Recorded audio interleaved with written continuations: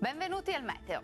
L'alta pressione continua a cedere, permettendo così il passaggio di un fronte instabile e anche le temperature caleranno un po', almeno temporaneamente. Vediamo la situazione nel dettaglio.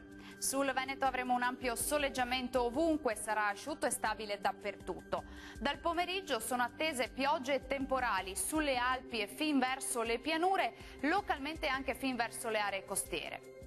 Temperature, come detto, in calo, minime tra 18 e 22 gradi, massime comprese invece tra 24 e 29 gradi. Condizioni di bel tempo sul Friuli Venezia Giulia. Al mattino il sole sarà protagonista, poi peggiorerà in maniera decisa un po' su tutta la regione, con acquazzoni diffusi e anche con possibili locali grandinate. Temperature minime tra 18 e 21 gradi, massime più fresche sui 25 gradi circa. Ci spostiamo infine sul Trentino Alto Adige, dove avremo maggiori spazi soleggiati nella prima parte di questa domenica. A seguire il tempo sarà via via più instabile, con temporali piuttosto frequenti e localmente anche violenti.